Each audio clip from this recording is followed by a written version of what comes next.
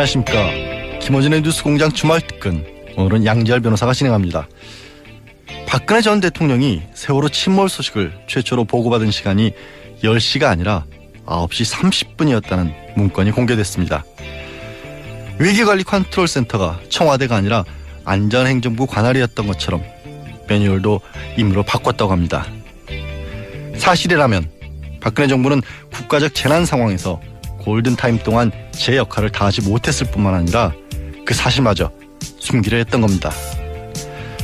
2014년 4월 16일 세월호 7시간, 아니 7시간 30분의 의혹, 이제는 밝혀져야 합니다. 10월 14일 토요일 뉴스공장 주말특근, 지금부터 함께 하시겠습니다.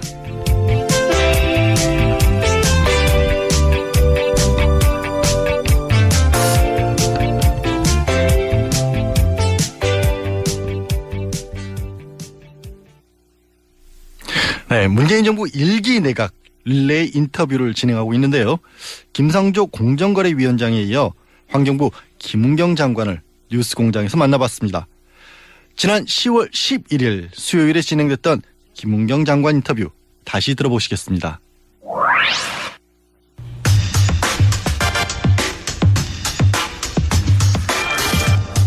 뉴스공장에서 오래전부터 준비해온 시리즈가 있습니다. 예. 문재인 정부 장관들을 만나다. 장관들을 만나기 너무 힘들어요.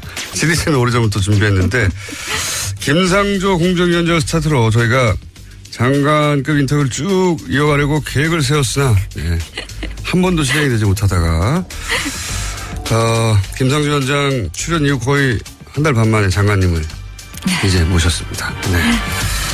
스튜디오에 나와주신 첫 번째 장관님, 김은경 환경부 장관님, 반갑습니다. 네, 안녕하세요. 반갑습니다.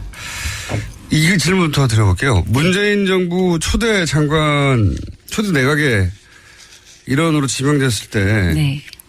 기분이 어떠셨습니까? 뭐 여러 가지 생각이 들죠. 네. 네. 역시 나는 잘났어. 네. 글쎄요. 그거보다도 이제 조금 정말 해보고 싶었던 일을 할 수 있을까 뭐 그런 생각이 들었던 것 같아요. 해보고 싶었던 일이? 환경 문제는 예나 제나 굉장히 많은 것들이 있죠. 실제로는 국민들이 환경 이렇게 생각하는 영역은 행정이 하는 영역보다 훨씬 넓습니다. 그래서 뭐 에너지 문제가 생기면 이것도 환경이다. 뭐 화학물질 사고가 터지면 이것도 환경이다. 그렇죠. 식품 문제 안전성부터 다 이렇게 생각하잖아요, 국민들은. 근데 실제는 이제 그런 그 정책 영역들이 환경에 들어와 있지도 않고요.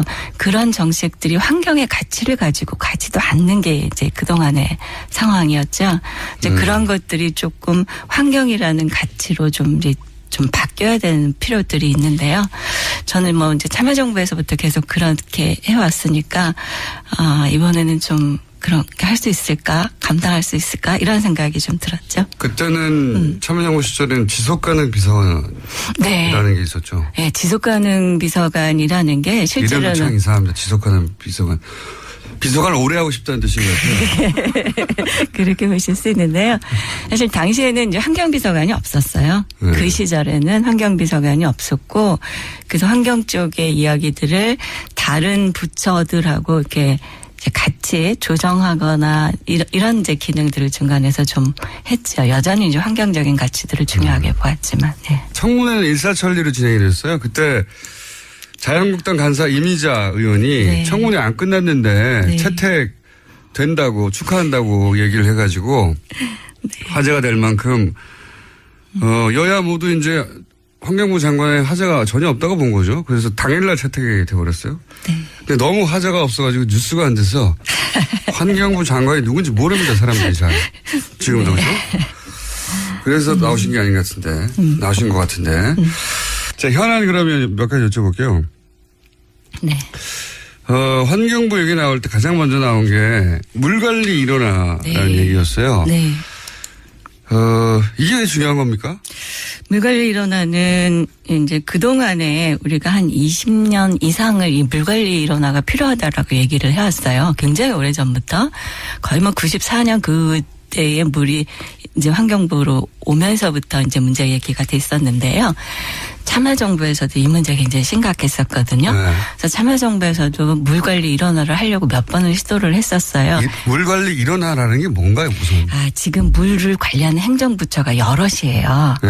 그래서 그 생활용수, 공업용수 이것만 해도 지방상수도 이건 환경부 쪽에서 관리했고 광역상수도라 그래서 큰 댐을 만들어서 멀리 관을 깔아서 물을 보내는 이거는 다 국토부에 수자원공사가 있어요. 수자원공사. 네. 그 지금도 또 그 이외에도 농업용수는 농림부가 하고요. 산업 또 그 공장에서 쓰는 물 이런 거는 또 산업부에서 하고요. 또 하구 이런 거는 또 해수부하고 연결되어 있고요. 이제 많은 부서들이 이걸 이제 나누어 갖고 있어요. 이거 왜 이렇게 나눠줬을까요? 그러니까 행정이라는 게 어떤 경우에서 100%딱 맞게 잘라지지는 좀 않는 것 같아요. 그건 영역이. 맞아요. 예. 그렇기 때문에 어떤 목적을 주로 하느냐에 따라서 그 시대에 맞는 행정 수요 그런 거에 따라서 이제 영역들이 갈라지는 것 같았는데요. 그때 생겨왔군요, 이렇게. 그렇죠. 예. 근데 이제 우리나라의 물 관리는 특히나 이제 그 전쟁 겪고 우리나라 뭐 만들고 이랬을 때 인프라가 없었을 당시에 사회적 인프라를 까는 게 굉장히 중요한 일이었죠. 그때는 건설이. 그럴 시기에 이제 그쪽하고 같이 해서 대형 댐을 짓는다든가 이런 사업들이 굉장히 오랫동안 유지가 되었죠. 근데 이제 이렇게 오랫동안 해왔는데도 지금 보면 우리가 한쪽에서는 물 부족이라고 그러고 한쪽에서는 또 홍수가 나고 또 재해도 심각하게 나고 뭐 이런 것들이 굉장히 동시에 느껴지잖아요. 통합 관리가 안 되고 네. 그런데 그러니까 지금까지 우리가 투자했던 방법으로는 이 문제들을 해결하기 어렵다라는 거죠. 그거 당연한 것 같은데 그럼 왜 안 됐습니까 이때까지? 그게 이제 부서별로 나누어져 있으니까 각각의 부서들은 자기들이 생각하는 영역들이 있고 또 부처라는 게 자기들이 예산을 받아서 사업을 하는 걸 누리는 쪽으로 가는 게 그렇죠. 일반적이죠. 예. 그러니까 예를 들면 어떤 이제 지금 뭐 물 부족이 가장 심각하다고 하는 충청남도 서쪽 지역에 제가 안지사를 도왔기 때문에 이걸 잘 알고 있습니다만 그쪽 지역에 지금 물 부족하다라고 하는 쪽을 대표적으로 예를 들어보면요. 예전에는 거기도 다 지방상수도들이 있었어요. 근데 거기다가 이제 큰 댐을 짓는 거죠. 보령댐 이렇게 지어놓고 지방상수도를 다 없앴어요. 이상하죠? 네, 이것도 국가가 투자한 거고 이것도 국가가 투자한 거잖아요. 근데 이거는 국토부에서 투자한 거고 이거는 이제 지자체하고 환경부가 지원해 이런 사업들이었죠. 근데 이걸 다 중복 없앴어요. 투자도 생기고. 중복 투자가 심각한 거죠. 그래서 이게 뭐 4조가 중복 투자됐다 뭐 이렇게 감사원한테 지적하고 이러는 일들이거든요. 근데 이렇게 됐는데 그 결과가 어떠냐면 지방상수도로 했던 걸 다 없애고 광역상수도 하나에다 의존하면서 지금 물 부족 문제가 이 지역에 굉장히 심각해지는 거예요. 왜냐하면 비는 모든 곳에 내리잖아요. 예. 근데 이거를 댐 하나에 받는 것보다는 어디서나 다 받는 게 좋은 거잖아요. 상식적으로 그렇죠. 예. 근데 지금 우리는 물을 큰 댐에 가두는 거 말고는 빨리 빼서 내보내는 게 치수예요. 물을 지역에서 이렇게 잘 관리를 못해요. 그러면서 댐을 막아놓으니까 또 하천은 물이 마르면서 이게 생태계도 안 좋고 물 수질도 안 좋고 총체적으로 문제가 있는 거죠.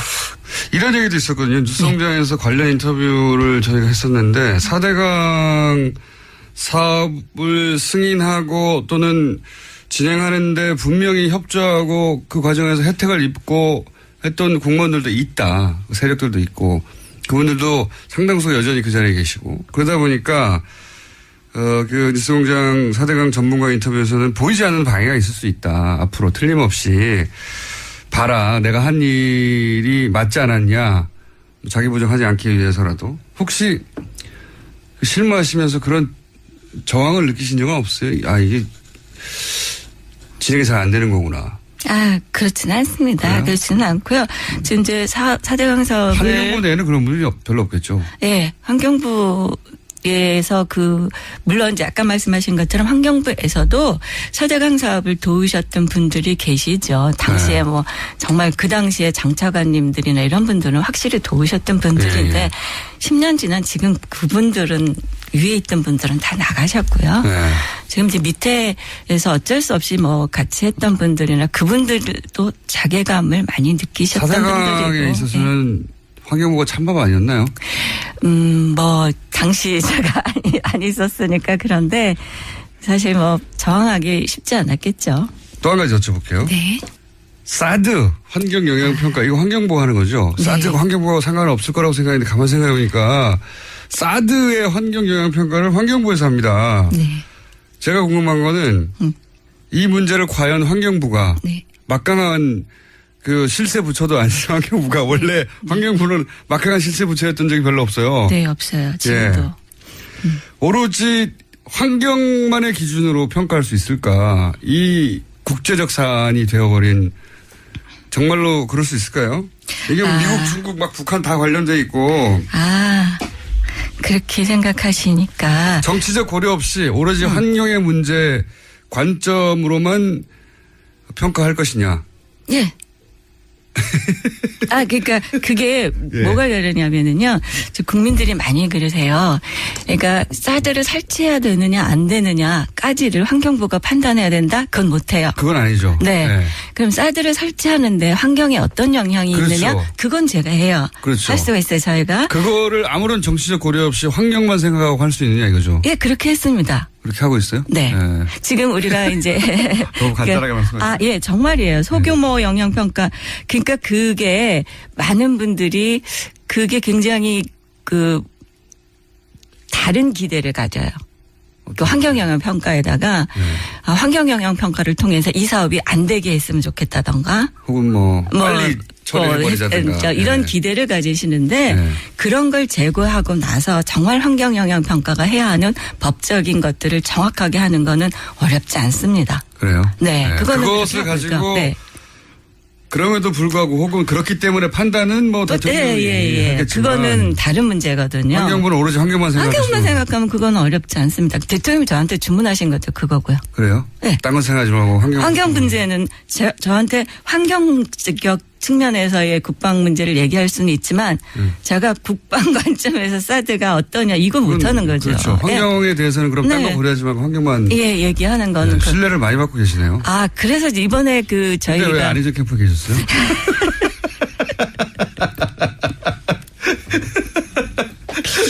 이런 식이시군요. 네. 환경만 고려하겠다. 네. 그게 그래서 계획대로 하면 언제 끝나는 거죠? 지금 저희가 이제 국민들도 많이 이제 오해를 하시는데요. 환경영향 평가 자체를 환경부가 하는 건 아니고요. 그거는 사업자가 해요. 그러니까 아하. 국방부가 환경영향 평가를 만들어 가지고 저희한테 보내는 거예요. 저희가 그러면 이 사람들이 환경의 모든 영향들을 다 고려했는지 어떤 걸 잘못했는지 이런 거를 숙제 평가를 검사. 하는 거예요. 숙제 예. 검사하는 거구나. 그래서 부족한 부분에 대해서는 이거는 보완하세요. 이거는 다시 하세요. 이렇게 얘기하는 거거든요. 그렇게 해서 협의를 해주거나 만약에 문제가 있어서 안 되겠다고 하면 동의하지 않습니다. 부동의 이렇게 내보내는 거예요. 아하. 그래서 숙제 지금은 검사. 국방부 열심히 하고 있을 거라고 생각해요. 실제 평가는 정해진 기준에 따라서 실행하는 사업소가 곳이 있고 하고, 사업소가 있고 전문 기관이겠죠. 네네. 예. 거기에 대해서 이게 왜 빠졌어라든가 네. 이건 기준에 미치지 못하네라든가 네. 그런 숙제 검사를 해서 점수를 매기고 통과 아니다 이거를 네. 환경 모청하는 거군요. 네, 협의, 부동의. 그렇군요. 시간이 벌써 다 됐네. 그렇게. 이렇게 빨리 시간이 지나갔습니다. 문자가 자꾸 오네요. 제가 게스트고 장관님이 진행자의 목소리라고. 네. 저도 그렇게 생각합니다. 국감이잖아요. 네. 내일인가요? 내일부터네요. 40초밖에 안 남았는데 국감 준비는 잘 되셨어요? 예, 잘 하고 있습니다. 국감에 어떻게 할지 잘 모르겠어요. 국무회의 하면 마지막 질문인데 누가 제일 말이 많습니까? 청와대에서. 이낙연 총리인가요? 공정위원장이신 것 같아요. 김상정 위원장이 말이 제일 많습니까? 맞습니다. 말솜씨는 누가 제일 좋나요? 다 톤이 다른 것 같아요. 저희 문화체육부 장관님은 거의 시적으로 얘기를 하시고요. 예. 한 번 더 모시겠습니다. 네. 감사합니다. 네, 감사합니다. 환경부 장관이었습니다. 다른 장관님들 나와주세요. 네.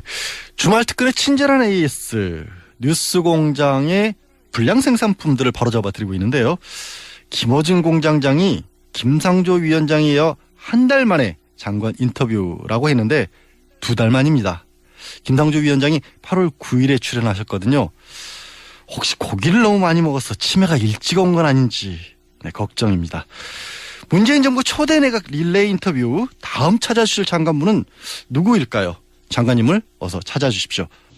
네, 뉴스공장 최고의 인기 코너로 자리를 잡았죠. 노르가즘. 이번 주도 빠져드는 인터뷰였는데요. 역시 10월 11일 수요일에 진행했던 정의당 노회찬 원내대표의 노르가즘 다시 들어보시겠습니다. 뉴스공장의 최고 인기 코너인데 오늘은 좀 색다르게 시작해보겠습니다. 노르가즘. 정의당 노회찬 원내대표 오늘은 전화로 시작합니다. 안녕하세요. 예, 안녕하십니까. 예, 지각을 하셔가지고 그 사이에 또 논평하실 사건들이 막 쏟아졌어요. 예, 엄청난 사건들이 많이 쏟아졌는데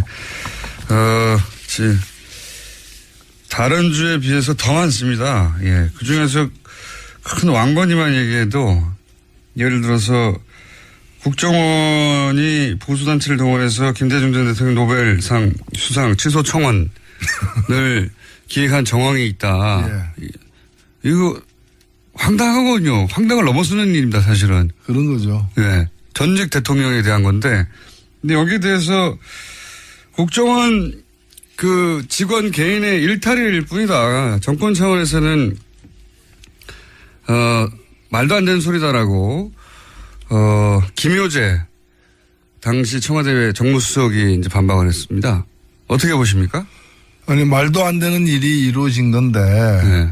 이게 오히려 그런 특별한 지시가 없는 한 정상적인, 일반적인 사람은 상상하기 힘든 일을 한 거 아닙니까? 도저히 상상할 수 없죠. 네, 사실은. 그렇다면은 이거 직접적 지시를 받았거나 아니면은 이런 일이라도 하게끔 만드는 어떤 그 조직 분위기, 조직에서 이제 머리를 쫙봐라 한번.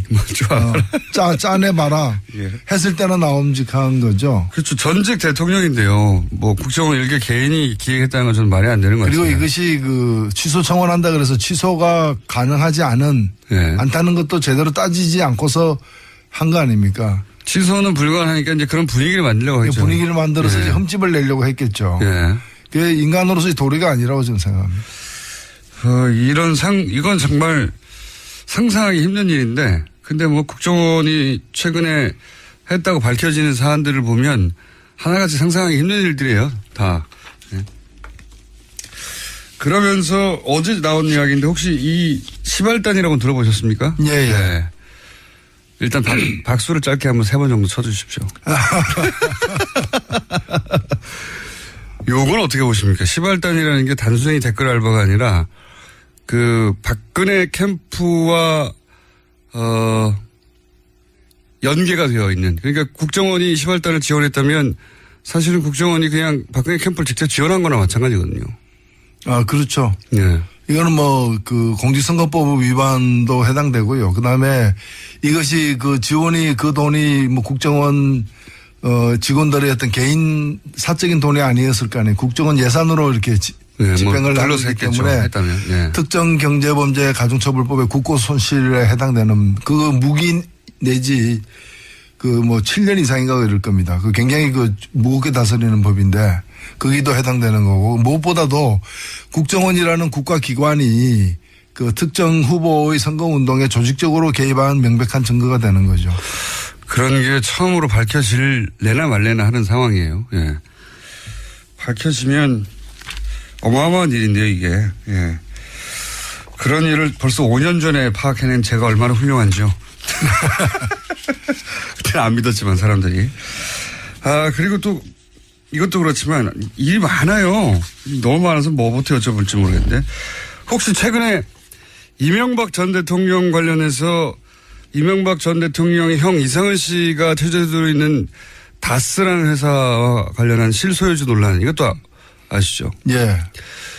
이명박 전 대통령이 본인 이건 우리 공장장님의 전공 분야죠. 예, 전공 분야를 제가 여쭤보고 있습니다. 그래서 전혀 상관이 없다라고 하는데, 알아보니 최근에 JTBC의 단독 보도에 따르면 연속으로 최대 주주는 형인데 회사를 지금 물려받는 것처럼 보이는 것은 이명박 전 대통령의 아들이에요. 이 현상은 어떻게 보십니까? 그러니까 이게 지금 사실은 이 출발점이 도곡동 땅부터 시작했죠. 그렇죠. 예. 그다음에 다스에서 BBK에 이르기까지 예. 이제 모든 과정에서 보면은 그 실소유주가 누구냐가 계속 나오죠. 계속 나오는데 여러 정황이 예. 실소유주가 지금 명목상 소유주와 다르게 예. 이명박 전 대통령 이럴 가능성이 매우 많아 보이는 거죠. 예. 저는 그런 정황 증거가 예. 한 다스가 넘다고 봅니다. 한 다스가 넘는. 예. 원래 말 가지고 하는 개그는 별로 재미가 없는데 이건 재미네요. 이건 거의 수학 용어죠. 한 다스. 예, 계량과 관련되는 거니까 영어로는 다즌. 예. 한 다스가 넘는다. 이거 밝혀지면 점점 이게 뭐랄까 좁혀지는 상황입니다. 사실. 네, 그렇습니다. 네. 저는 밝혀질 가능성도 꽤 있다고 봅니다.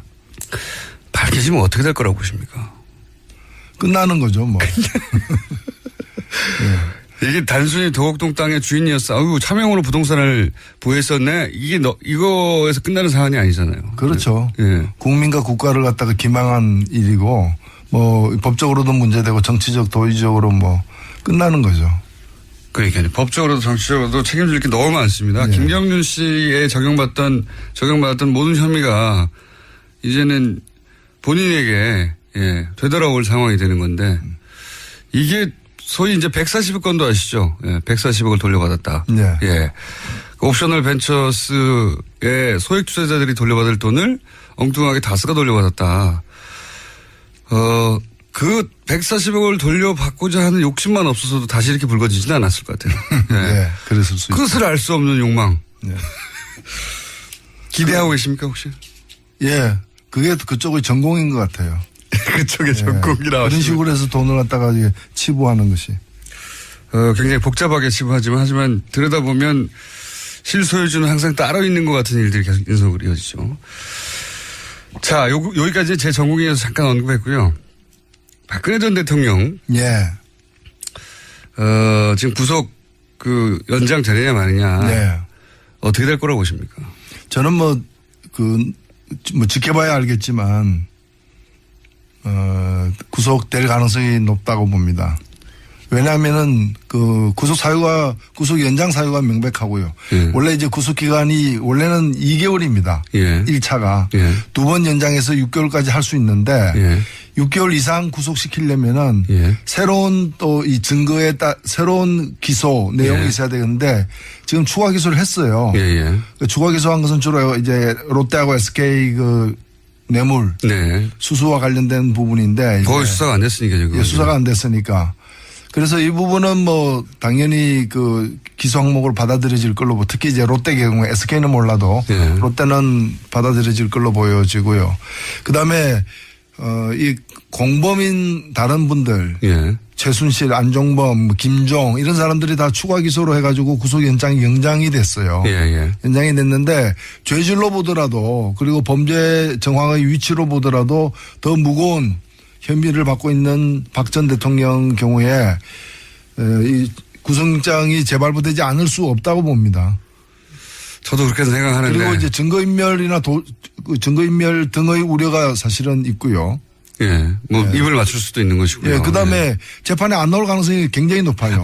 제가 볼 때는 안 나온다고 봐야 됩니다. 지금 만일에 이 영장이 기각이 돼가지고 10월 17일 날 6개월 만기로 출소를 하게 되면은 입원을 하든지 아니면 집에서 버티든지 해가지고 지금 갇혀 있는데도 보면은 안 나왔죠. 자기 재판에도 안 나온 적이 있고요. 예. 아프다는 이유로. 그다음에 증인으로 가야 될 이재용 재판 등에 다 안 나갔거든요. 예. 그러니까 안 나온다고 봐야죠. 그럴 가능성이 대단히 가스통 높죠. 쌓아놓고 밖에서 또 이렇게 못 나오게 할 수도 있는 거고요. 그리고 이제 친박 지지자들이 그 앞에서 막고서 못 가게도 할 것이고요. 네. 집행도 막을 것이고 정상적으로 재판 진행 안 된다고 봐야죠. 그렇죠. 예, 실제로 그렇게 되면 그럴 가능성이 대단히 높다.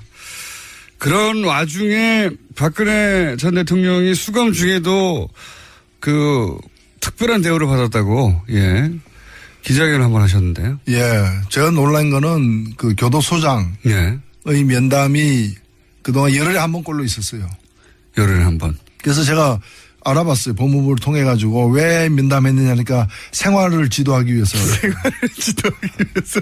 아니 뭐 미성년자도 아니고 대통령을 지낸 사람인데 생활을 잘 못할까봐 말이 안 되는. 그래서 열흘 한 번씩 지도. 실제로 그 수감되어 본 사람은 아는데 예. 이렇게 면담 한번 하는 가지고 왜 문제 삼느냐. 예. 근데 전국에 그 4만 명, 5만 명에 이르는 재소자들 중에 아마 구치소장 면담한 사람 손꼽기도 힘들 거예요. 왜 안 만나주죠? 예. 그리고 이 만나러 가는 것 자체가 또 이 면담은 말이죠. 변호사를 접견해도 옆에 교도관이 배석을 합니다. 예. 혹시 뭐 핸드폰이라도 건네주고 전화라도 네네. 걸까봐. 지켜보고 있죠. 근데 교도소장 면담할 때 누가 배석하겠습니까? 그럼 혼자 쉬러 가는 겁니까? 예, 그렇죠. 면담한다는 명목하에 무슨 일이 일어나는지 모르지 않습니까? 모르겠네요. 방에서 한 2시간 쉬십시오 하고 그 방에서 나와버리고 혼자 있게 만들고 옆에 전화기 있고 그럴 수도 온갖 있겠네요. 의혹이 일어날 수 있는 이런 일을 왜 하느냐라는 거죠. 단순히 면담을 왜 했냐가 아니라. 그렇죠. 하긴 소장이 면담한다고 하면 옆에 누가 안 서 있죠. 안 써 네. 있죠. 그걸 기록하지도 않을 것이고요. 소장실에서 보통 합니까? 이제 이 소장실 아닌 곳에서 했다고 하는데 네. 그것까지도 좀 모르는 알 거죠. 수가 없죠. 예. 예. 소장실에서 했으면 말씀하신 대로 모든 시설이 다 있죠. 외부와의 통신이라든가. 아, 그런 점이 있군요. 그런 면담도 했고. 그다음에 뭐 변호사 접견 같은 경우에도 매일매일 한다고 하고. 하루에 한 건 이상 했는데 사실 이게 이분이 일주일에 3번, 4번 재판 받았잖아요. 예. 그리고 그런 재판을 하는 날은 변호사 접견이 불가능하거든. 예. 시간상. 예. 그다음에 공휴일 빼고 주말. 그러면은 면회할 수 있는 날이 몇 안 돼요. 예. 그러면 하루에 2번 이상 했다는 거고요. 그러네요. 예.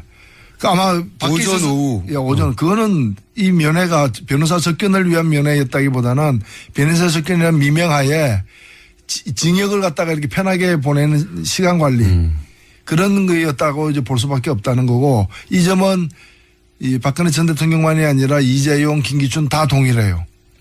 다 동일하게 오히려 더 그 접견 횟수가 많아요. 그러니까 징역 산다고 해놓고 비싼 변호사 집어넣어가지고 징역에서 빼가지고 자유시간 보내는 그러니까 매일 이제 외박하는 뭐 그런 거죠. 외출하는 그런 상황인 거죠. 그런 와중에서 또, 교도소장하고 면담으로 빠져나가고. 예. 그런 특별한 대우를 받고 있다. 공간도 굉장히 넓지 않습니까? 공간도 지금 보면은 최근에 어떤 재수자가 헌법소원 내가지고 이겼는데요. 예. 그게 뭔가 하면은 0.3평. 0.3평. 0.3평이면 신문지 2장 반이에요. 예. 신문지 2장 반에다가 재운 거예요. 그래가지고 국가를 상대로 해가지고 이거는 그 부당한 처우다 해가지고 뭐 몇백만 원 국가가 배상하라라고 이제 판결을 받아냈는데 그런 사람이 쓰던 공간에 비하면 그런 사람이 10명의 공간을 혼자 쓰고 있는 거죠. 그런데도 이제 그 안에 이게 일종의 스위트룸, 호텔로 따지면 이제 스위트룸에 지내고 있는 거죠. 스위트룸. 그런데 요즘 대망을 읽고 있다고 예. 소설을 그러면서 그 동아일보의 보도든가요? 보면 앞으로 정치적 역할에 대한 구상을 하고 있는 거 아니겠냐 뭐 이런 식의 해석을 하던데. 글쎄요, 뭐 대망이라는 게 제가 듣기에는 크게 망했다. 크게 망한 분이 뭐 다시 그런 생각을 왜 가지는지 참 이해가 안 갑니다. 예. 본인이 그런 생각을 하는 건지 해석을 그렇게 하는지는 모르겠습니다만 대망이 크게 망했다. 예. 이게 말개그가 보통 재미없는데 오늘 다스하고 대망 야, 저는 그 사전적 의미를 얘기한 것이고요. 대박. 예. 자, 다른 당 얘기도 좀 해볼까요? 갑자기 어제 그저께 홍준표 대표가 사찰당하고 있다고. 예. 그래서 통신기록 예. 조회에 대해서 이거 봐라 사찰당하고 있다고. 본인 것도 아니고 본인 보정학과 번호를 공개를 하면서. 예, 예. 이 사찰이 아니라고 이제 그 번호를, 그러니까 주민등록번호 정도 조회했던 걸로 보이는데. 통신조회라 그러죠. 예, 통신조회. 기관들이. 그러니까 뭐 피의자가 통화를 누군가 했는데 그 피의자가 통화한 사람이 누군지를 확인하기 위해서. 그 전화번호의 소유자가 누군지 그거 확인하는 예. 거죠. 그런 통신조회를 6번 당했다. 근데 사찰이라고 주장한 것에 대해서는 어떻게 보십니까?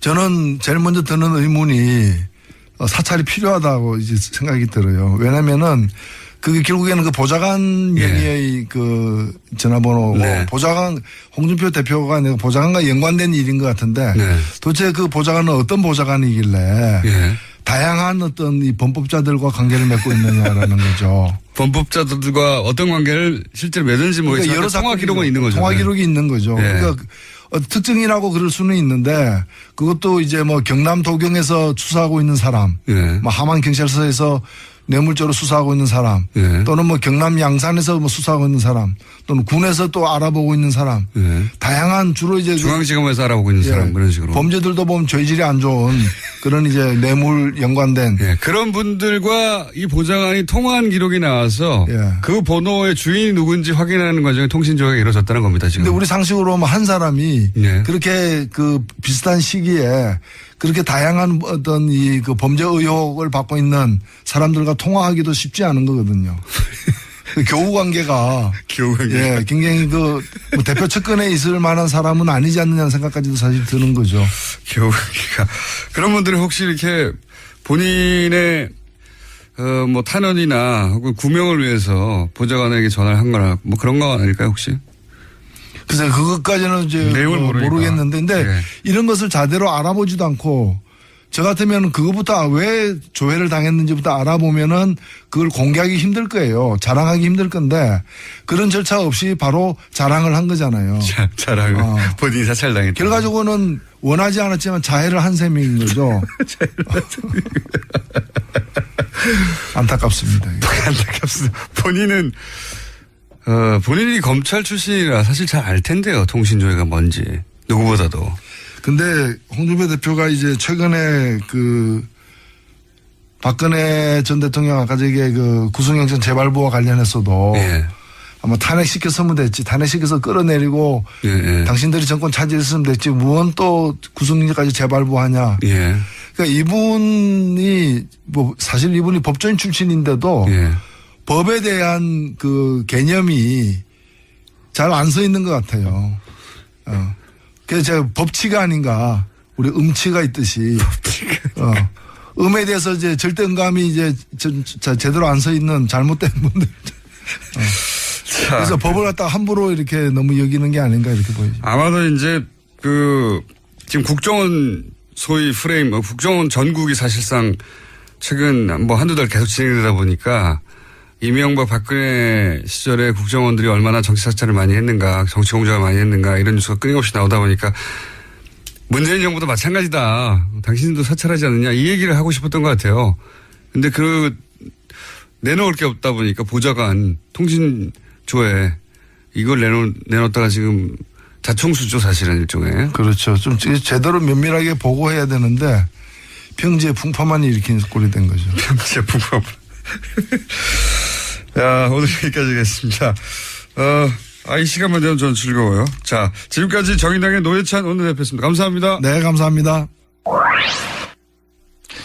예, 2753번님, 공장장, 노회찬님에 대한 편애가 너무 심한 거 아닙니까? 공정한 방송 진행 원합니다. 라고 문자 주셨습니다. 김어준 공장장이 노회찬 원내대표를 편애하는 건 맞는데요.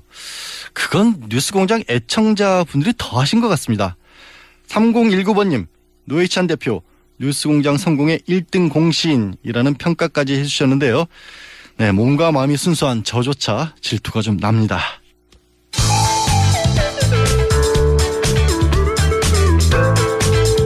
뉴스의 깊이가 다릅니다.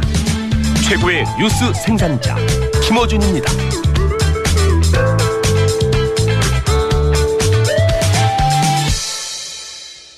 원래 수요일 3부 시간은 제가 맡고 있는 법대로 합시다 코너였는데요.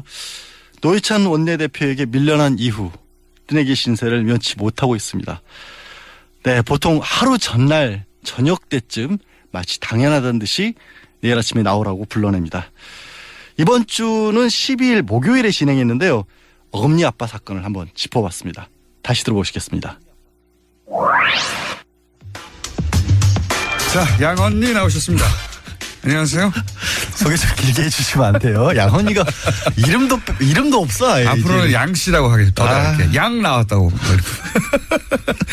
이응까지 갈 수도 있습니다. 이응 나오셨습니다. 이렇게. 몸과 마음이 순수한 양지열 변호사입니다. 몸과 마음이 순수한. 몸과 마음이 순수한데 상처를 받고 있어요.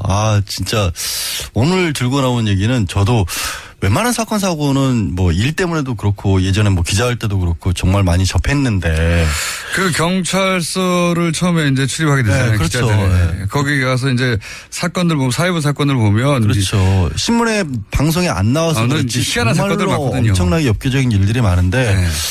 이번에 최근에 지금 화제가 되고 있는 이 사건 같은 경우가 그야말로 정말 불쾌하고 찝찝하고 정말 끝판왕이에요. 끝판왕. 그러게요.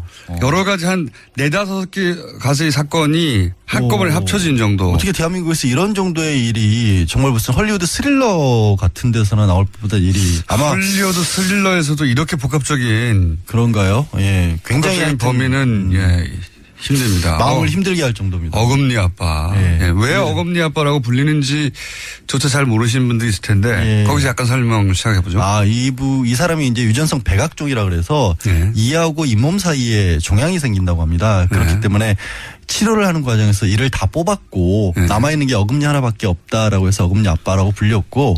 왜냐하면 이제 그 부녀가 딸도 유전병을 앓고 있어서. 그렇죠. 딸이 6개월 만에 이 병을 가졌다라는 게 알려지면서 이거를 지금 와서 돌아보니까 본인이 여러 군데 언론에 이렇게 제보를 한 거죠. 스스로 제보를 했고 그걸 통해서 유명세도 상당히 누렸고 책도 냈었고 미국까지 가서 모금 활동을 했었어요. 원래 이제 전과가 18범이나 되는 상황이라서 비자 나오기도 어렵는데 이제 그런 어떤 특수한 사정 때문에 대사관의 협조까지 얻어서 갔다 왔는데 그런 인물이었는데 이제 이번에 끔찍한 살인 사건의 주인공이 된 거죠. 그러니까 일단 어떤 미담의 주인공으로 세상에 알려졌어요. 그래서 TV에도 나오고 책도 내고 모금도 꽤 많이 하고 그래서 어금니 아빠라고 불리던 이 양반이 알고 보니까 정말 굉장히 충격적입니다. 일단 사기부터 시작할 수가 있어요. 사기. 지금 말씀드린 부분이 뭐 구체적으로 누구를 개인적으로 접근한 건 아니지만 그 활동을 벌였다는 것 자체가 다 사기에 해당할 수 있을 만큼 좀 의도성이 너무나 보이고 있고요. 호화 생활을 한다고 하기도 그리고 하고 본인이 지금 기초생활 수급자로 돼 있는데 사실 그 보면은 뭐 외제차를 가지고 있었고 다른 사람 명의였지만 사실상 본인이 움직였던 외제차들도 있고요. 여러 대 했다고 하고 이번에 뭐 마지막에 지금 충격적인 사건이었던 피해자를 살해하고 시신을 유기할 때도 벤츠를 썼던 걸로 그렇게 나오고 있거든요. 이것도 정말 엽기적인 것이 사망한 딸이 가장 좋아했던 딸의 친구라고. 딸이 좋아했을 뿐만이 아니라 이 사람이 그 피해자를 콕 집어서 연락을 해라라고 했다라는 겁니다. 그것도 엽기적인데요. 그리고 거기에 딸을 동원했다는 것도. 그러니까 지금 딸의 친구를 살해하는데 많이들 나온 얘기지만 처음에는 딸이 몰랐을 것이다라고 생각을 했었는데 딸이 알고 있었고 집에 이제 9월 30일 날 집에 왔었을 때 음료수에 수면제를 타서 먹인 것도 건네준 것도 딸이었다라는 거죠. 이게 좀 상상하기 힘든데. 그래서 이제 문제는 살인을 사실상 공모한 부분이 있는 건데. 그 부분까지는 지금 딸에 대해서 구속영장을 청구를 할 건데 일단은 사체 유기 부분은 워낙 명백하기 때문에 같이 도와준 게 그걸로 영장을 청구하는데 살인 부분은 추가 수사를 해야 되고요. 딸 같은 경우는 중요한 이유가 도대체 왜 이런 일을 벌였는지를 이 영화를 통해서는 좀처럼 이게 얘기가 나오지 않고 있기 때문에 아니 본인도 소위 아빠 사이드에서도 그 딸 친구를 왜 살해했는지 동기가 안 나오지 않습니까? 그러니까요. 그 동기를 알기 위해서라도 아마도 이 딸에 대한 구속 수사가 불가피한 상황으로 보여요. 범행 동기도 안 나오고 여기서 끝나나 했더니 아내의 죽음도 매우 의심스러운 정황이 나오고 그러니까 지금 사실 굉장히 불우한 딸의 병을 좀 팔아서 살았다라고 볼 수 있잖아요. 근데 이 기영학이라는 인간이 아내도 팔았더라고요. 글자 그대로. 여기서 저는 정말 야, 이건 정말 아내 역대 이런 사건이 있었나 싶은 건 지금 본인의 집에서 퇴폐업소를 직접적으로 운영한 것처럼 보이는 게 CCTV 같은 것이 설치돼 있었고 주변에 사람들이 오갔었고 네. 이 아내 말고 다른 여성들도 있었다라는 이웃의 증언들도 나오고 있는데 그러니까 이제 예를 들어서 부부가 성매매업소를 운영했다. 네. 이런 경우 있어요. 과거에 사건들 보면. 아니 그러니까 함께 운영하는 경우는 있죠. 있어요. 있죠. 그런데 그게 아니라 아내를 성매매에 동원을 했어요. 게다가. 네. 그리고 그걸 찍어서 또 그 영상을 팔았어요. 이거는 정말 그 부분은 지금 아직 경찰에서는 이게 그 여러 개의 영상이 확보가 됐는데 실제 그게 아내인지는 확인까지는 안 된 상황이에요. 다만 이 사람이 했던 짓은 뭐냐면 성매매 업소를 사실상 운영을 했고 매수자들 들어왔던 손님들이라고 해야겠죠. 그 사람들의 영상까지도 촬영을 해서 그런 것들을 또 취급하는 인터넷 쪽에 판매를 한 것으로 지금 추측이 되고 있고요. 아내를 그중에 성매매. 아내가 지금 포함된 걸로 보여요. 이건 정말 상상하기 힘듭니다. 너무 여러 충격적인 일들이 나왔어요. 일단 기본적으로 사기에 또 그 소아성애가 의심스러운 지금 살인 사건이 하나 지금 벌어지고. 그게 가장 저는 걱정스러운 부분이 피해자를 하필 14살 중학생을 콕 집어서 불렀던 이유가 이 이영학이라는 자가 어떤 짓을 했냐면 인터넷 SNS에서 14살에서 20살 미만의 이 여학생들을 끊임없이 찼습니다. 그리고 자기가 돌봐주겠다고 하고 뭐 숙식을 제공하겠다고 한다거나 정말로 무슨 뭐 극단적으로 14살의 사랑이 가장 위대한 사랑이라는 등 이런 정말 황당한 얘기들을 하고 다녔거든요. 그러면 이 혹시라도 몹쓸 짓을 하기 위해서 이 여중생을 그렇게 납치를 했던 게 아니냐. 그리고 더는 더 또 걱정되는 게 이 극단적인 어떤 사람을 해치는 것까지는 가지 않더라도 이전에도 비슷한 일이 없으련 보장이 없는 게 아니냐. 이런 상황이면. 첫 번째 이렇게 했는데 처음으로 걸렸대. 이것도 그러니까요. 쉽지 않은 일이기 때문에. 범죄 같은 거 반복됐던 경우들이 많아서 제2사3의 피해는 없을까 하는 부분도 이런 걱정이 사건은 됩니다. 듣도 보도 못했어요. 저도 정말 아까 초두에 말씀드렸다시피 변호사들끼리도 그래요. 우리도 그런 얘기 하거든요. 이상한 자기가 사건들 많이 겪으니까 서로 얘기를 하는데 정말 고개를 절레절레. 이런 사건은 처음 봅니다. 근데 가장 이제 좀 그런 게 말씀드렸다시피 이거를 이용을 했고 10년이 넘는 생활 동안 기간 동안에 감쪽같이 속여왔다는 거. 그 이유도 몰랐었고 언론에도 여러 번 그렇게까지 노출이 됐었는데 왜 이게 이상하다는 생각을 못했을까. 이게 우리 사회 안전 시스템 같은 것들이 제대로 작동을 안 하고 있는 게 아닌가 하는 걱정이 들어요. 근데 저는 그걸 넘어서서 생각해보면 이 아빠 역할을 하면서 대사관도 속이고 언론도 속이고 다 속였잖아요. 다 속였죠. 그리고 그러니까 우리 기초생활 수급자, 그러니까 기본적으로 사회 시스템을 철저히 잘 이용할 줄 아는 굉장히 너무나 잘하는 사람이었던 거죠. 영악한 플레이를 했고요. 이게 속을 수밖에 없을 수도 있어요. 그러니까 지금 지적장애 2급으로 등록이 돼 있거든요. 심지어는. 지적장애 2급이면 글쎄 한 4-5살 정도의 지능밖에 없다. IQ로 따지면 30에서 50? 사회생활이 혼자서는 불가능한 사람이어야 하거든요. 근데 그런 사람이 실제 지금 여태까지 드렸던 말씀에 비추해보면 말이 안 되는 상황이잖아요. 세상을 완전히 철저히 속인 거죠. 정말로 머리가 좋은 엄청나게 흉악한 범죄자거나 아니면 머리가 기형적으로 범죄와 관련된 부분만 발달을 했거나 이런 건데 그 사이코패스 여부인지를 심각하게 지금 따져봐야 되는 상황인 거죠. 정신감정을 할 수밖에 없습니다. 이런 사건은 정말 영화로 나오면 이렇게 복합적인 경우가 어딨어 할 정도로. 그렇죠. 비현실적이에요, 사실은. 그리고 아내도 살해한 게 아닌가. 근데 이제 그 살해의 의혹에 관한 얘기가 나오면서 동시에 나온 게 그 장인과 관계를 맺었기 때문에 화가 나서 뭐 이런. 아니, 의붓 시아버지. 그러니까 이영학의 의붓 시아버지. 의붓 아버지 뻘 장인이 아니군요. 의붓 아버지 뻘 되는 사람인데 의붓 아버지. 그 아내가 죽음에 이르게 된 계기에 대해서도 이렇게 얘기를 하는 거죠. 아내가 2009년부터 그 의붓 아버지와 뭐 성폭행이었지만 관계가 있었고 그거를 숨겼기 때문에 그게 화가 나서 정말 폭행을 저질렀다라고 얘기를 하고 그래서 숨진 아내의 시신에도 사실 상처가 좀 있었기 때문에 그 부분도 이미 경찰이 내사를 하고 있었던 거예요. 근데 정말로 엽기적인 부분은 뭐 다른 뉴스에서 들으셨겠지만 아내가 그랬다는 사실을 알고 나서 증거를 확보한답시고 다시 한번 관계를 가지라고 강요를 했다라는 겁니다.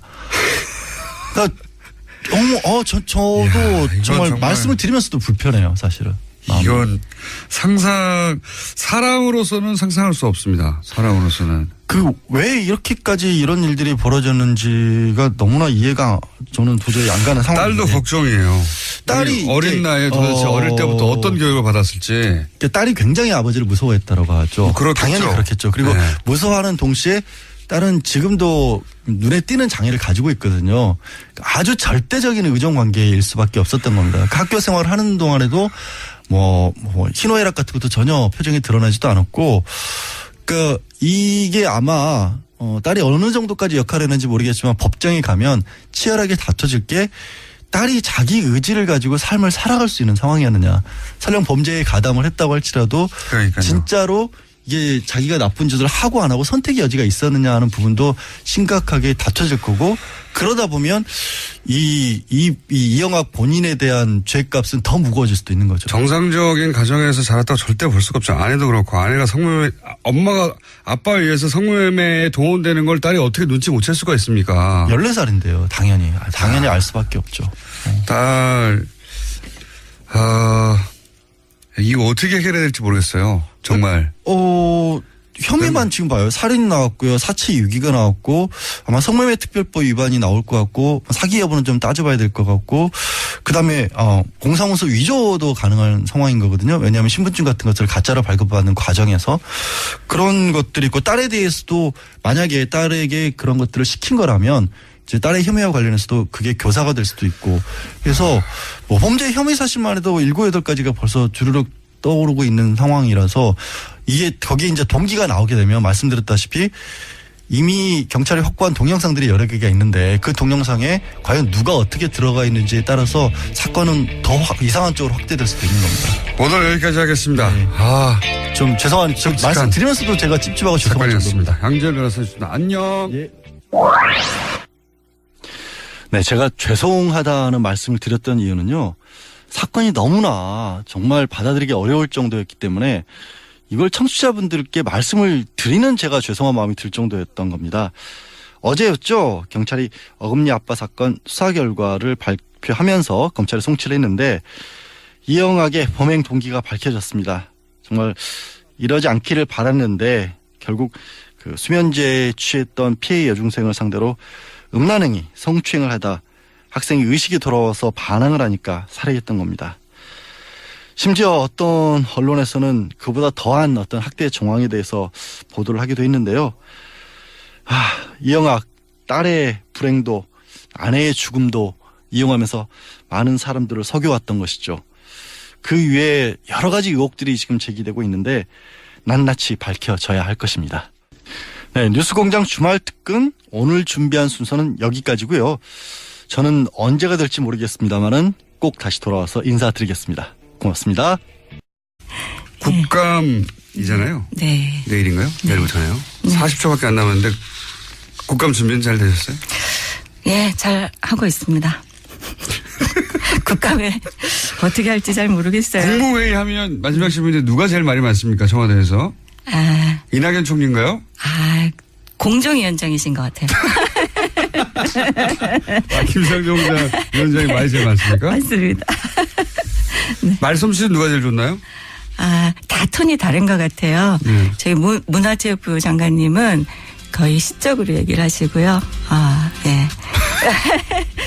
한 번 더 모시겠습니다. 네. 감사합니다. 네, 감사합니다. 환경부 장관이었습니다. 다른 장관님들 나와주세요. 네, 주말 특근의 친절한 AS 뉴스공장의 불량 생산품들을 바로잡아 드리고 있는데요. 김어준 공장장이 김상조 위원장에 이어 한 달 만에 장관 인터뷰라고 했는데 2달 만입니다. 김상조 위원장이 8월 9일에 출연하셨거든요. 혹시 고기를 너무 많이 먹어서 치매가 일찍 온 건 아닌지 걱정입니다. 문재인 정부 초대 내각 릴레이 인터뷰 다음 찾아주실 장관분은 누구일까요? 장관님을 어서 찾아주십시오. 네, 뉴스공장 최고의 인기 코너로 자리를 잡았죠. 노르가즘. 이번 주도 빠져드는 인터뷰였는데요. 역시 10월 11일 수요일에 진행했던 정의당 노회찬 원내대표의 노르가즘 다시 들어보시겠습니다. 뉴스공장의 최고 인기 코너인데 오늘은 좀 색다르게 시작해보겠습니다. 노르가즘. 정의당 노회찬 원내대표 오늘은 전화로 시작합니다. 안녕하세요.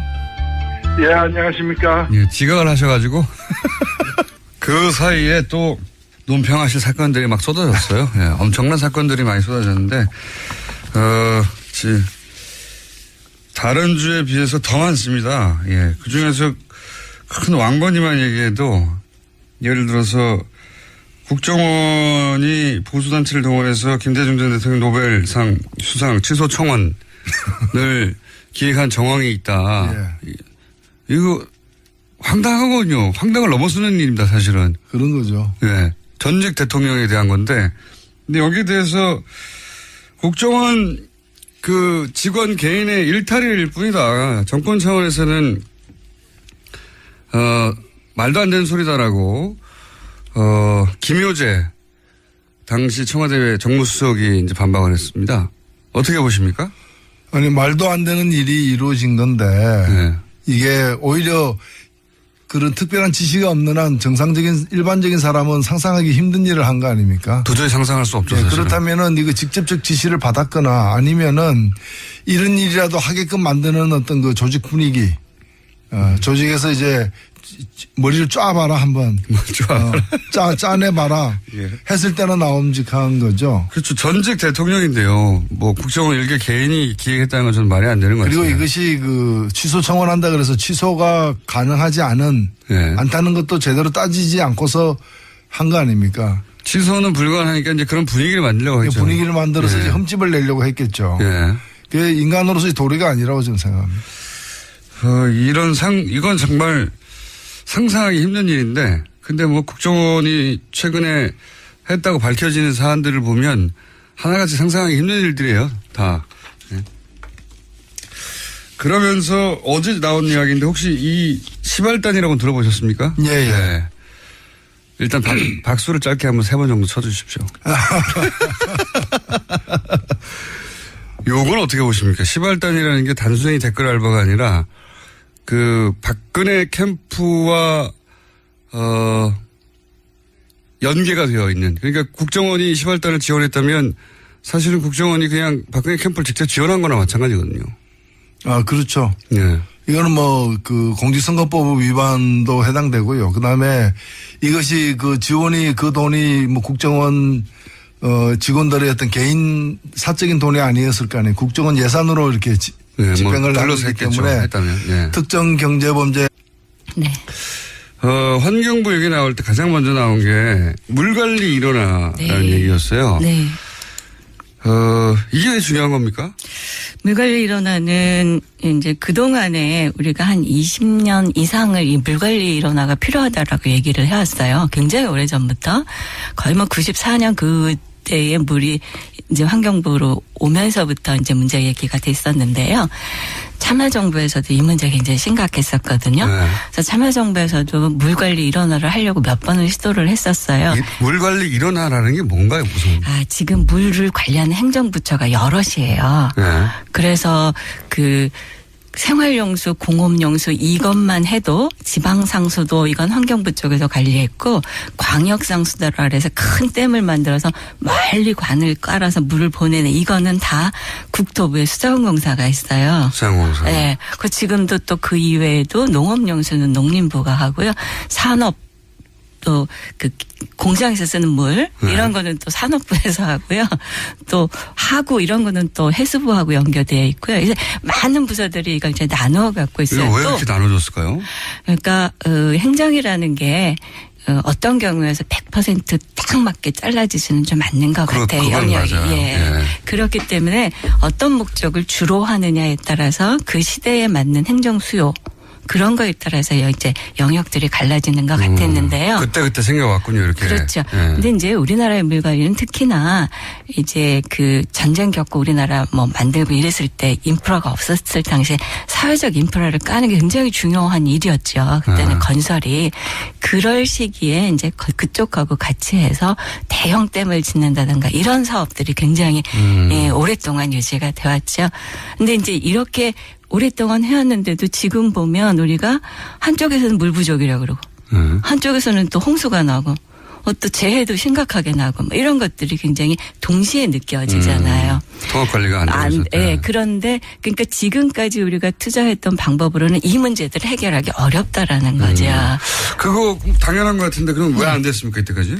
그게 이제 부서별로 나누어져 있으니까 각각의 부서들은 자기들이 생각하는 영역들이 있고 또 부처라는 게 자기들이 예산을 받아서 사업을 하는 걸 누리는 쪽으로 가는 게 그렇죠. 일반적이죠. 예. 그러니까 예를 들면 어떤 이제 지금 뭐 물 부족이 가장 심각하다고 하는 충청남도 서쪽의 지역에 제가 안지사를 도왔기 때문에 이걸 잘 알고 있습니다만 그쪽 지역에 지금 물 부족하다라고 하는 쪽을 대표적으로 예를 들어보면요. 예전에는 거기도 다 지방상수도들이 있었어요. 근데 거기다가 이제 큰 댐을 짓는 거죠. 보령댐 이렇게 지어놓고 지방상수도를 다 없앴어요. 이상하죠? 네, 이것도 국가가 투자한 거고 이것도 국가가 투자한 거잖아요. 근데 이거는 국토부에서 투자한 거고 이거는 이제 지자체하고 환경부가 지원해 이런 사업들이었죠. 근데 이걸 다 중복 없앴어요. 투자도 생기고. 중복 투자가 심각한 거죠. 그래서 이게 뭐 4조가 중복 투자됐다 뭐 이렇게 감사원한테 지적하고 이러는 일들이거든요. 근데 이렇게 됐는데 그 결과가 어떠냐면 지방상수도로 했던 걸 다 없애고 광역상수도 하나에다 의존하면서 지금 물 부족 문제가 이 지역에 굉장히 심각해지는 거예요. 왜냐하면 비는 모든 곳에 내리잖아요. 예. 근데 이거를 댐 하나에 받는 것보다는 어디서나 다 받는 게 좋은 거잖아요. 상식적으로 그렇죠. 예. 근데 지금 우리는 물을 큰 댐에 가두는 거 말고는 빨리 빼서 내보내는 게 치수예요. 물을 지역에서 이렇게 잘 관리를 못해요. 그러면서 댐을 막아놓으니까 또 하천은 물이 마르면서 이게 생태계도 안 좋고 물 수질도 안 좋고 총체적으로 문제가 있는 거죠. 이런 얘기도 있었거든요. 뉴스공장에서 관련 인터뷰를 저희가 했었는데 4대강 사업을 승인하고 또는 진행하는데 분명히 협조하고 그 과정에서 혜택을 입고 했던 공무원들도 있다. 세력들도 있고 그분들도 상당수 여전히 그 자리에 계시고 그러다 보니까 그 뉴스공장 4대강 전문가 인터뷰에서는 보이지 않는 방해가 있을 수 있다. 앞으로 틀림없이 봐라 내가 한 일이 맞지 않았냐. 자기 부정하지 않기 위해서라도 혹시 실무하시면서 그런 저항을 느끼신 적은 없어요? 이게 진행이 잘 안 되는 거구나. 그렇지는 않습니다. 그래요? 그렇지는 않고요. 지금 이제 4대강 사업을. 환경부 내에는 그런 분이 별로 없겠죠. 네. 환경부에서 물론 이제 아까 말씀하신 것처럼 환경부에서도 4대강 사업을 도우셨던 분들이 계시죠. 당시에 뭐 정말 그 당시에 장차관님들이나 이런 분들은 확실히 도우셨던 분들인데 예. 10년 지난 지금 그분들은 위에 있던 분들은 다 나가셨고요. 네. 지금 이제 밑에서 어쩔 수 없이 뭐 같이 했던 분들이나 그분들도 자괴감을 많이 느끼셨던 4대강에 분들이고. 있어서는 환경부가 찬밥 아니었나요? 뭐 당시 제가 안 있었으니까 그런데 사실 뭐 정하기 쉽지 않았겠죠. 또 한 가지 여쭤볼게요. 네. 사드 환경영향평가 이거 환경부가 하는 거죠. 사드가 환경부하고 상관은 없을 거라고 생각했는데 가만 생각해보니까 사드의 환경영향평가를 환경부에서 합니다. 네. 제가 궁금한 거는 이 문제를 과연 환경부가 네. 막강한 그 실세 부처도 아닌 환경부가 원래 환경부는 막강한 실세 부처였던 적이 별로 없어요. 네, 없어요. 지금도. 예. 오로지 환경만의 기준으로 평가할 수 있을까? 이 국제적 사안이 되어버린 정말로 그럴 수 있을까요? 이게 미국, 중국, 막 북한 다 관련돼 있고. 그렇게 생각하시니까. 정치적 고려 없이 오로지 환경의 문제 관점으로만 평가할 것이냐. 예. 그러니까 그게 뭐가 다르냐면은요.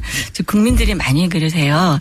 그러니까 사드를 설치해야 되느냐 안 되느냐까지를 환경부가 판단해야 된다? 그건 못해요. 그건 아니죠. 네. 그럼 사드를 설치하는데 환경에 어떤 영향이 있느냐? 그건 제가 해요. 그렇죠. 할 수가 있어요, 저희가. 그거를 아무런 정치적 고려 없이 환경만 생각하고 할 수 있느냐 이거죠. 예, 그렇게 했습니다. 그렇게 하고 있어요? 네. 지금 우리가 이제. 너무 간단하게 말씀하셨어요. 예, 정말이에요. 소규모 영향평가. 그러니까 그게 많은 분들이 그게 굉장히 다른 기대를 가져요. 그 환경영향평가에다가 환경영향평가를 통해서 이 사업이 안 되게 했으면 좋겠다던가. 혹은 빨리 처리해버리자든가. 이런 네. 기대를 가지시는데 네. 그런 걸 제고하고 나서 정말 환경영향평가가 해야 하는 법적인 것들을 정확하게 하는 거는 어렵지 않습니다. 그래요? 네, 그거는 그것을 그렇게 가지고 하고요. 네. 그럼에도 불구하고 혹은 그렇기 때문에 판단은 뭐 대통령이 하겠지만 그거는 다른 문제거든요. 환경부는 오로지 환경만 생각하시고. 환경만 생각하면 그건 어렵지 않습니다. 대통령이 저한테 주문하신 것도 그거고요. 그래요? 네. 딴 건 생각하지 말고 환경 문제는 저한테 환경적 측면에서의 국방 문제를 얘기할 수는 있지만 제가 국방 관점에서 사드가 어떠냐 이거 못하는 거죠. 그렇죠. 환경에 대해서는 그럼 딴 거 네. 고려하지 말고 환경만. 예, 얘기하는 거는. 신뢰를 많이 받고 계시네요. 아, 그래서 이번에 근데 왜 저희가. 안희정 캠프에 계셨어요?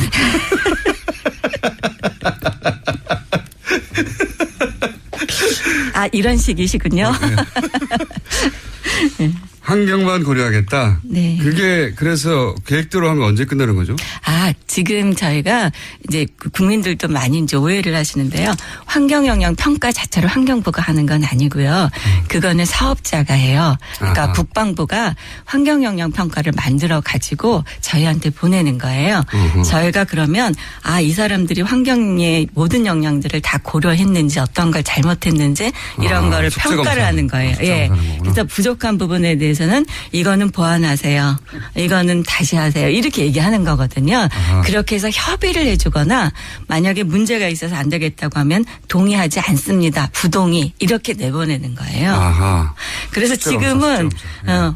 저기 국방부가 열심히 하고 있을 거라고 생각해요. 실제 평가는 정해진 기준에 따라서 실행하는 사업소가 곳이 있고 하고, 사업소가 있고 전문 기관이겠죠. 네네. 예.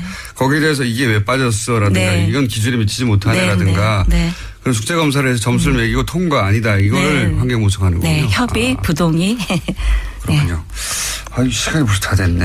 야, 그러게. 이렇게 빨리 시간이 지나갔습니다. 문자가 자꾸 오네요. 제가 게스트고 장관님이 진행자의 목소리라고. 네. 저도 그렇게 생각합니다.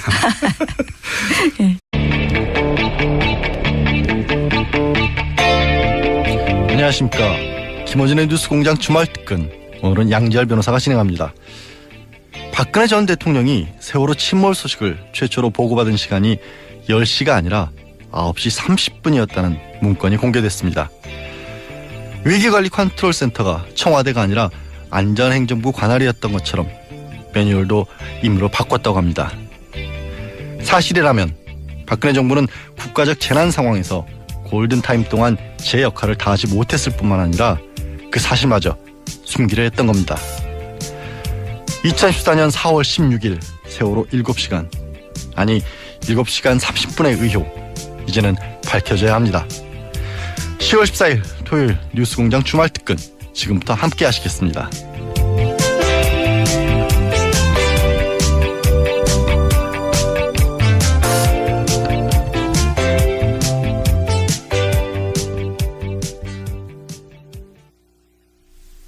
네, 문재인 정부 1기 내각 릴레이 인터뷰를 진행하고 있는데요.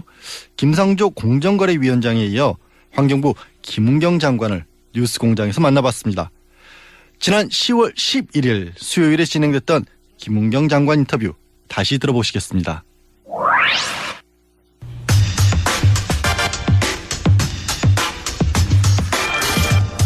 뉴스공장에서 오래전부터 준비해온 시리즈가 있습니다. 예. 문재인 정부 장관들을 만나다. 장관들을 만나기 너무 힘들어요. 시리즈는 오래전부터 준비했는데 김상조 공정위원장을 스타트로 저희가 장관급 인터뷰를 쭉 이어가려고 계획을 세웠으나 한 번도 실행이 되지 못하다가 김상조 위원장 출연 이후 거의 한 달 반 만에 장관님을 이제 모셨습니다. 네. 스튜디오에 나와주신 첫 번째 장관님 김은경 환경부 장관님 반갑습니다. 네, 안녕하세요. 반갑습니다. 이 질문부터 드려볼게요. 문재인 정부 초대 장관, 초대 내각의 일원으로 지명됐을 때 네. 기분이 어떠셨습니까? 뭐 여러 가지 생각이 들죠. 네. 네. 역시 나는 잘났어. 네. 글쎄요. 그거보다도 이제 조금 정말 해보고 싶었던 일을 할 수 있을까 뭐 그런 생각이 들었던 것 같아요.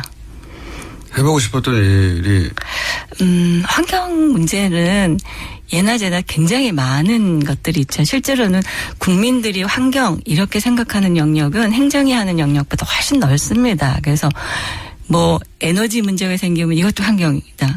뭐 화학물질 사고가 터지면 이것도 환경이다. 그렇죠. 식품 문제 안전성부터 다 이렇게 생각하잖아요, 국민들은. 근데 실제는 이제 그런 그 정책 영역들이 환경에 들어와 있지도 않고요. 그런 정책들이 환경의 가치를 가지고 가지도 않는 게 이제 그동안의 상황이었죠. 이제 그런 것들이 조금 환경이라는 가치로 좀 바뀌어야 되는 필요들이 있는데요. 저는 뭐 이제 참여정부에서부터 계속 그렇게 해왔으니까, 이번에는 좀 그렇게 할 수 있을까? 감당할 수 있을까? 이런 생각이 좀 들었죠. 그때는 참여정부 시절에는 지속가능 비서관이라는 네. 게 있었죠. 네, 지속가능 비서관이라는 게 이름도 참 실제로는 이상합니다. 지속가능 비서관. 비서관을 오래 하고 싶다는 뜻인 것 같아요. 그렇게 보실 수 있는데요. 사실 당시에는 이제 환경비서관이 없었어요. 네. 그 시절에는 환경비서관이 없었고, 그래서 환경 쪽의 이야기들을 다른 부처들하고 이렇게 이제 같이 조정하거나 이런 이제 기능들을 중간에서 좀 했죠. 여전히 이제 환경적인 가치들을 중요하게 보았지만. 네. 청문회는 일사천리로 진행이 됐어요. 그때 자유한국당 간사 이미자 의원이 네. 청문회 안 끝났는데 네. 채택된다고 축하한다고 얘기를 해가지고 네. 화제가 될 만큼 여야 모두 이제 환경부 장관의 화제가 전혀 없다고 본 거죠. 그래서 당일날 채택이 돼버렸어요. 네. 근데 너무 화제가 없어가지고 뉴스가 안 돼서 환경부 장관이 누군지 모릅니다. 사람들이 잘. 지금도 그렇죠? 그래서 나오신 게 아닌 것 같은데. 나오신 것 같은데. 자, 현안 그러면 몇 가지 여쭤볼게요. 가중처벌법의 국고 손실에 해당되는 그 무기 내지 그 뭐 7년 이상인가 이럴 겁니다. 그 굉장히 그 무겁게 다스리는 법인데 거기도 해당되는 거고 무엇보다도 국정원이라는 국가기관이 그 특정 후보의 선거운동에 조직적으로 개입한 명백한 증거가 되는 거죠. 그런 게 처음으로 밝혀질래나 말래나 하는 상황이에요. 예. 밝혀지면 어마어마한 일인데요, 이게. 예. 그런 일을 벌써 5년 전에 파악해낸 제가 얼마나 훌륭한지요. 그때는 안 믿었지만 사람들이. 그리고 또 이것도 그렇지만 일이 많아요. 너무 많아서 뭐부터 여쭤볼지 모르겠는데. 혹시 최근에 이명박 전 대통령 관련해서 이명박 전 대통령의 형 이상은 씨가 퇴조되어 있는 다스라는 회사와 관련한 실소유주 논란 이것도 아시죠? 예. 이명박 전 대통령이 본인 이건 우리 공장장님의 전공 분야죠. 네, 전공 분야를 제가 여쭤보고 있습니다. 그래서 전혀 상관이 없다라고 하는데 알아보니 최근에 JTBC의 단독 보도에 따르면 연속으로 최대 주주는 형인데 회사를 지금 물려받는 것처럼 보이는 것은 이명박 전 대통령의 아들이에요. 이 현상은 어떻게 보십니까? 그러니까 이게 지금 사실은 이 출발점이 도곡동 땅부터 시작했어. 그렇죠. 네. 그다음에 다스에서 BBK에 이르기까지 네. 이제 모든 과정에서 보면은 그 실소유주가 누구냐가 계속 나오죠. 계속 나오는데 여러 정황이 예. 실소유주가 지금 명목상 소유주와 다르게 예. 이명박 전 대통령 이럴 가능성이 매우 많아 보이는 거죠. 예. 저는 그런 정황 증거가 예. 한 다스가 넘다고 봅니다. 한 다스가 넘는다. 예. 원래 말 가지고 하는 개그는 별로 재미가 없는데 이건 재미네요. 이건 거의 수학 용어죠. 한 다스. 예. 계량과 관련되는 거니까 영어로는 다즌. 예. 한 다스가 넘는다. 이거 밝혀지면 점점 이게 뭐랄까 좁혀지는 상황입니다. 사실. 네, 그렇습니다. 네. 저는 밝혀질 가능성도 꽤 있다고 봅니다. 밝혀지면 어떻게 될 거라고 보십니까? 끝나는 거죠, 뭐. 이게 단순히 도곡동 땅의 주인이었어. 아유, 차명으로 부동산을 보유했었네. 이거에서 끝나는 사안이 아니잖아요. 그렇죠. 예. 국민과 국가를 갖다가 기망한 일이고, 뭐, 법적으로도 문제되고, 정치적, 도의적으로 뭐, 끝나는 거죠. 그러니까요. 법적으로도 정치적으로도 책임질 게 너무 많습니다. 네. 김경준 씨에 적용받았던 모든 혐의가 이제는 본인에게 되돌아올 상황이 되는 건데 이게 소위 이제 140억 건도 아시죠? 예, 140억을 돌려받았다. 네. 예. 옵셔널 벤처스의 소액 투자자들이 돌려받을 돈을 엉뚱하게 다스가 돌려받았다. 그 140억을 돌려받고자 하는 욕심만 없어서도 다시 이렇게 불거지지는 않았을 것 같아요. 예. 네, 그랬을 수 있어요. 끝을 알 수 없는 욕망. 네. 기대하고 계십니까 혹시? 예, 그게 그쪽의 전공인 것 같아요. 그쪽의 전공이라. 그런 식으로 해서 돈을 갖다가 이제 치부하는 것이.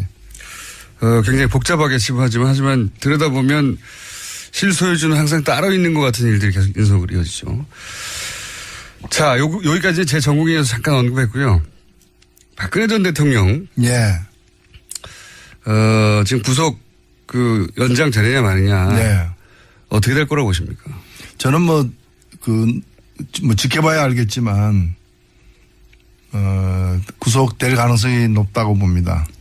왜냐하면은 구속 연장 사유가 명백하고요. 예. 원래 이제 구속 기간이 원래는 2개월입니다. 예. 1차가. 예. 2번 연장해서 6개월까지 할 수 있는데, 예. 6개월 이상 구속시키려면은 예. 새로운 또 이 증거에 새로운 기소 내용이 예. 있어야 되는데 지금 추가 기소를 했어요. 예, 예. 추가 기소한 것은 주로 이제 롯데하고 SK 뇌물 네. 수수와 관련된 부분인데 거의 수사가 안 됐으니까 지금. 예, 수사가 안 됐으니까. 그래서 이 부분은 당연히 기소 항목을 받아들여질 걸로 특히 이제 롯데 경우에 SK는 몰라도 예. 롯데는 받아들일